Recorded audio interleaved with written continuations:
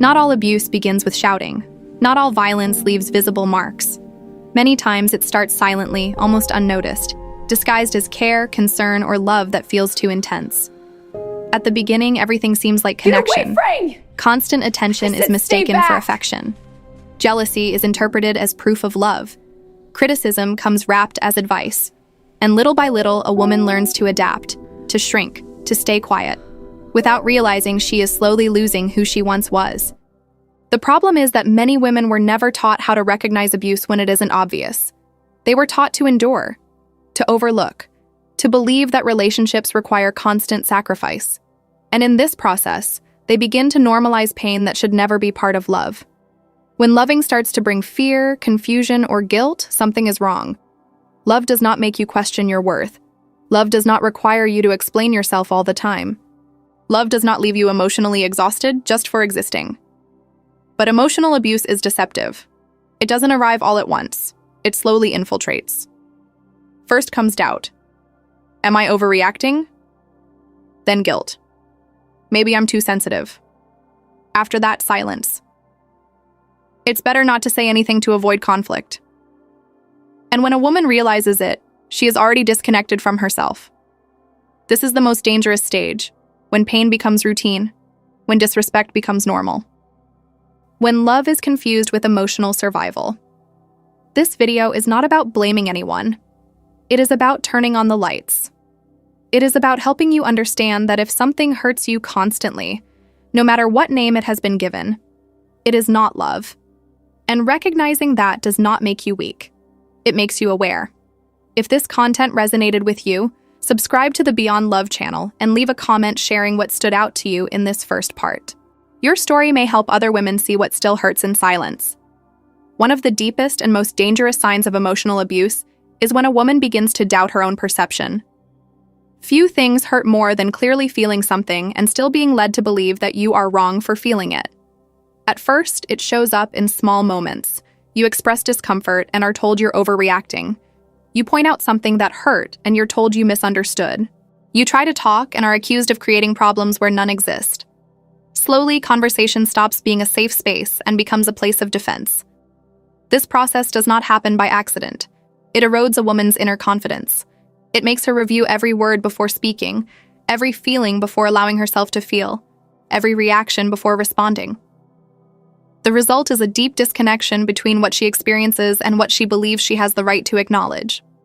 When someone constantly invalidates your emotions, the issue goes beyond the relationship itself. It becomes about how you see yourself. You start wondering if you are too difficult, too sensitive, too intense. And rarely do you ask whether the other person is being insensitive, neglectful, or cruel. Emotional abuse does not need to raise its voice to cause harm. It settles in through repetition, through the constant denial of your reality, through the ability to turn your pain into exaggeration and your intuition into paranoia. Over time, many women stop trusting what they feel. They stop reacting. They stop questioning. And this doesn't happen because they became stronger, but because they became tired. Tired of not being heard. Tired of having to prove the obvious. Tired of fighting to be taken seriously. This is an important warning sign. When you feel something, but already assume it's pointless to speak. When you silence yourself before even trying. When the fear of being invalidated outweighs the need to be respected. No healthy relationship requires you to abandon your own perception so someone else can feel comfortable. No real love is built on another person's emotional confusion. If you have started doubting yourself within this relationship, do not ignore that sign. It does not come out of nowhere. It appears when something repeatedly teaches you not to trust yourself. Not all control looks like a prison. In many abusive relationships, it presents itself as protection, concern, or excessive care. The apparent intention is to look after you, but the real effect is limitation. And that difference often becomes clear only after freedom has already been reduced. At first, control appears as constant questions. Who are you with? Where are you going? What time will you be back? Then come stronger opinions about your choices, your clothes, your friendships, your habits. Not as direct commands, but as suggestions filled with judgment. Gradually, the woman starts adjusting her behavior to avoid discomfort. She avoids certain places, reduces contact with others, changes the way she dresses, silences her opinions. Not because she agrees, but because she has learned that any disagreement leads to tension, distance, or emotional punishment. This type of control is dangerous because it is not imposed by force, but through emotional manipulation. It makes the woman believe she is choosing, when in reality she is only avoiding conflict. It makes limitation look like love, when in fact it is a form of dominance. Care does not suffocate, love does not restrict. Genuine concern does not demand obedience. When someone tries to decide what is best for you without listening to how you feel, that is not protection, it is disrespect. Over time, a woman may realize she no longer recognizes herself, that her decisions revolve around the other person's mood, that her freedom has been traded for a false sense of security, and this is a clear sign that something essential has been lost. Emotional control also appears when the other person feels offended by your autonomy, when your independence is seen as a threat, when your strength makes them uncomfortable. In these moments, the relationship stops being a partnership and becomes a place of surveillance. No healthy relationship requires you to shrink your world to fit someone else's comfort. No true love asks you to give up your freedom in exchange for acceptance. If you feel you need permission to be who you are, to go where you want, to live as you choose, this is not care. It is control. And control is not love. One of the most silent and devastating effects of an abusive relationship is the gradual loss of identity. It doesn't happen all at once. It's not something you clearly notice in the beginning. A woman doesn't wake up one day without knowing who she is. She slowly drifts away from herself, almost without realizing it. At first, it's small concessions. You give up an opinion to avoid conflict. You stop expressing a desire to avoid criticism. You change a behavior so as not to cause discomfort. Taken separately, these seem like normal adjustments. Together, they become a process of erasure. Gradually, what once defined you starts to disappear. Your tastes no longer matter as much. Your desires are always secondary. Your dreams are labeled as exaggeration, immaturity, or selfishness. And without noticing, you begin reshaping yourself to fit into an ever smaller space. When a woman must constantly negotiate who she is to keep a relationship, something is deeply wrong. Love does not require you to become a smaller version of yourself. Love does not ask you to abandon your essence in order to be accepted. Emotional abuse creates an environment where being yourself becomes risky, where authenticity leads to rejection, where spontaneity becomes a problem. And in that environment, a woman learns that emotional survival means hiding. Get away from me! Over time, a difficult-to-explain emptiness appears. It's not just sadness. It's the feeling of no longer recognizing yourself, of looking at who you are and sensing that something was lost along the way, of remembering who you once were and realizing how far you have drifted from that version. This loss of identity is not a sign of weakness. It is the consequence of an environment that constantly devalues, invalidates, and restricts.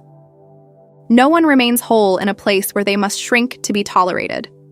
Recognizing this is painful, but freeing.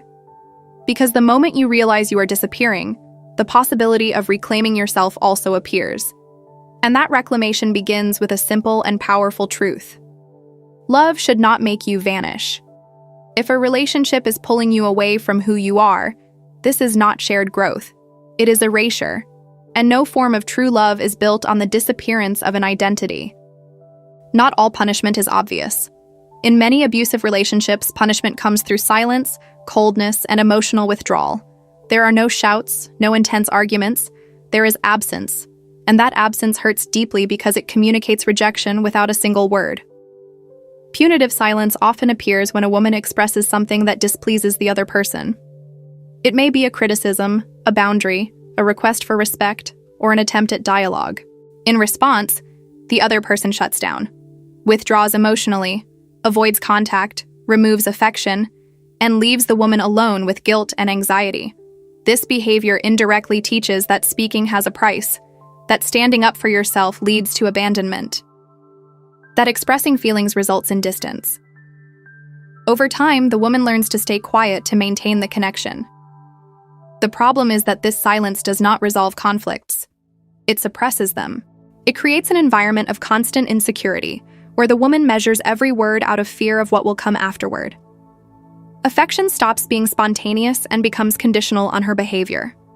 Silence as punishment is a form of emotional control. It manipulates through fear of loss, the need for reconciliation, the urgency to restore peace. Many women end up apologizing without even knowing exactly why, just to make things feel normal again. Over time, this dynamic becomes deeply exhausting. The woman feels she has to beg for attention, for conversation, for presence. And this erodes self-esteem, because no one should have to beg for affection in a relationship. A healthy relationship handles conflict through dialogue, not emotional withdrawal. Silence can be a moment of reflection when it is mutual and respectful.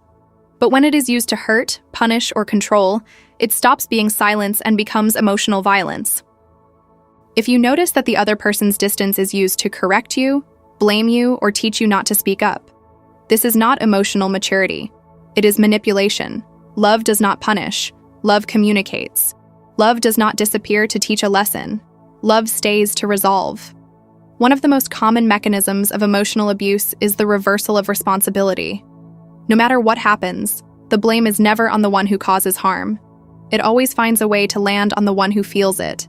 Over time, the woman begins carrying burdens that were never hers. At first, this reversal is subtle. Aggressive behavior is justified by stress, exhaustion, or external problems. Disrespect is explained as a reaction. Emotional outbursts are framed as consequences of something the woman did or failed to do. Gradually, the message becomes clear. If there was pain, you caused it. This dynamic makes the woman feel responsible not only for her own actions, but also for the other person's emotions. She starts choosing her words carefully, predicting reactions, avoiding triggers. She lives in a constant state of alert, trying to hold the emotional balance of the relationship alone. When someone refuses to take responsibility for their actions, there is no room for repair.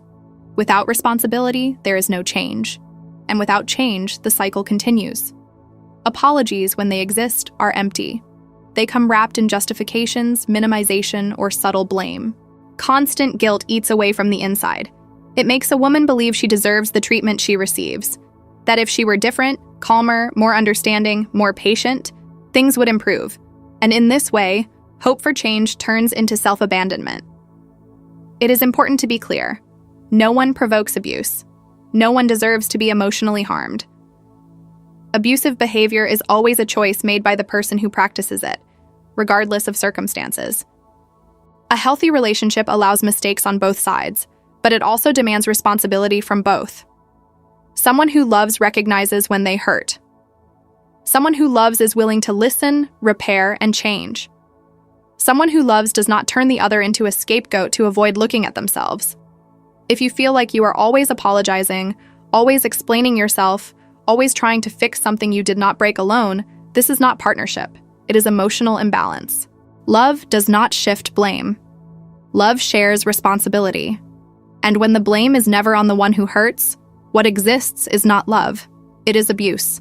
One of the most powerful forces that keeps many women in abusive relationships is not love, but fear. Fear of being alone. Fear of starting over. Fear of not being enough for anyone else. This fear does not appear out of nowhere. It is built over time, fed by words, behaviors, and emotional absence.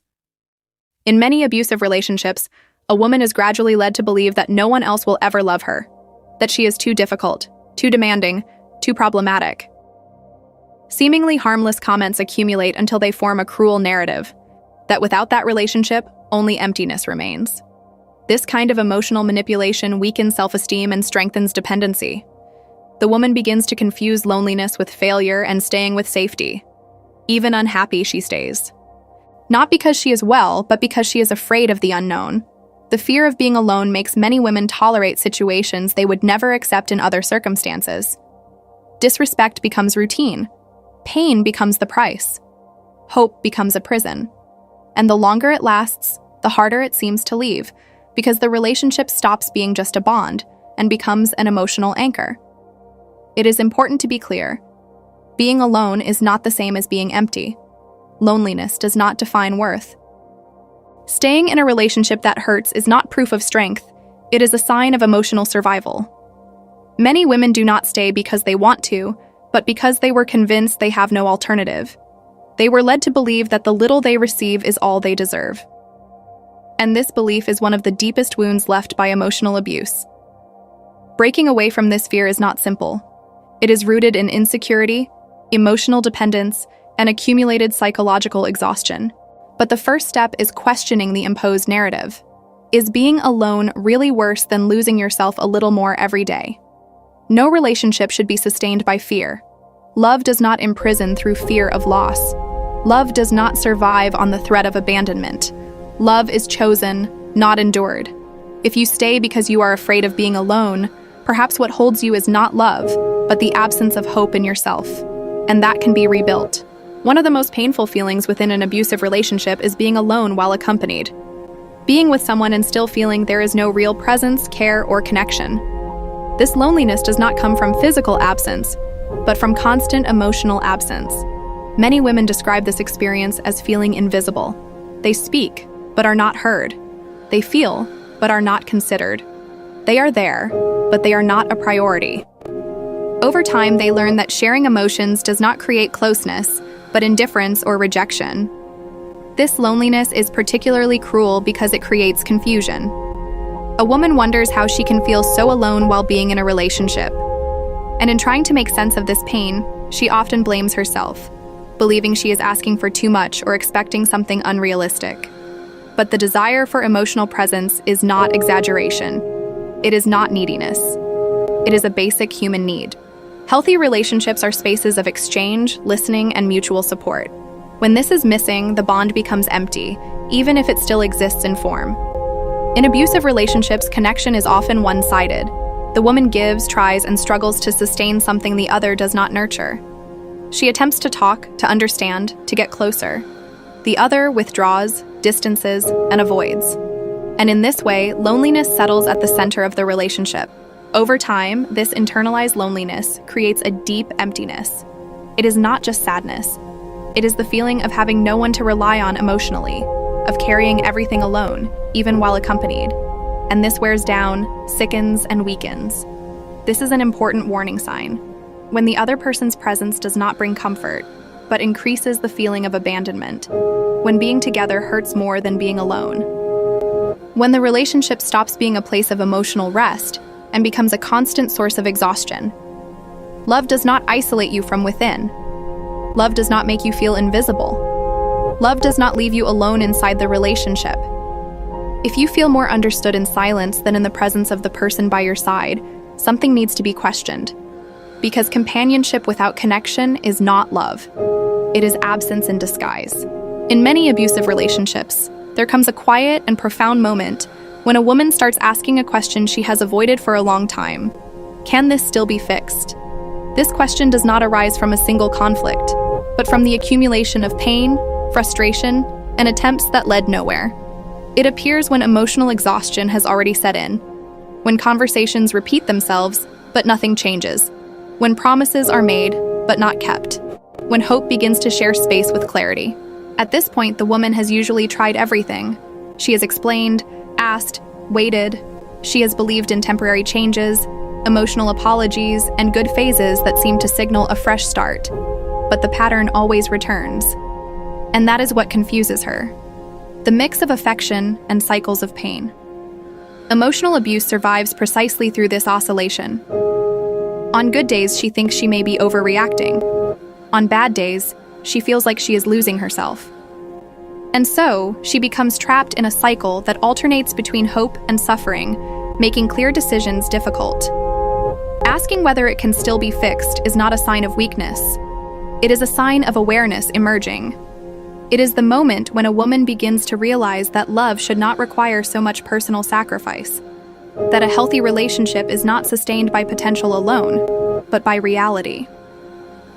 Many women stay because they believe that leaving means failing. But insisting on something that destroys you is not perseverance, it is self-abandonment. There is a profound difference between fighting for something that grows with you and insisting on something that drains you. This phase is marked by a silent grief. Grief for the relationship that could have been, but never was. For the idealized love that never materialized. And accepting this hurts, because it involves letting go of expectations, not just a person. It is important to understand. A relationship can only be repaired when there is responsibility, listening, and real change on both sides. When only one person carries the weight of rebuilding, what exists is not partnership, but emotional overload. If you have reached the point of asking whether this is still worth it, perhaps the most honest question is not whether the relationship can be fixed, but how much of yourself is still left inside it. There comes a moment when a woman realizes something essential. Continuing in that situation comes at a cost that is far too high. This is not an impulsive decision. It is not anger. It is not revenge. It is clarity. It is the moment she understands that staying where pain is constant is not proof of love, but a denial of herself. Choosing herself after so long of self-erasure often comes with guilt. Guilt for thinking about leaving. Guilt for imagining a different life. Guilt for prioritizing her emotional well-being. But this guilt does not come from selfishness. It comes from years of being taught to always put the other person first. Many women confuse self-care with abandoning someone else. But there is a profound difference between giving up on someone and stopping the act of giving up on yourself. When a relationship requires you to be hurt in order to survive, the problem is not your desire to leave, but how long you stayed. Choosing yourself does not mean everything will become easy. It means it will become honest. It means pain stops being daily and becomes part of a healing process. It means trading predictable suffering for a path of recovery, even if uncertain. It is important to remember, you do not need all the answers right now. You do not need to make final decisions immediately.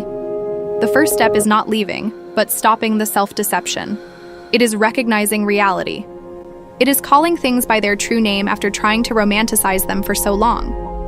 When you choose yourself, something shifts inside. Self-esteem begins to breathe again. Identity starts to return. Silence stops being oppressive and becomes space. And little by little, you realize that you did not lose everything. You were losing yourself. This video is not about endings. It is about beginnings. About the moment a woman understands that she deserves love that welcomes, not wounds. That builds, not confuses. That strengthens, not erases. If you made it this far, know this. You are not wrong for feeling what you feel. You are not weak for questioning. And you are not alone for deciding to look at yourself. Love should not destroy you to teach you something. Love should be the place where you are allowed to exist whole.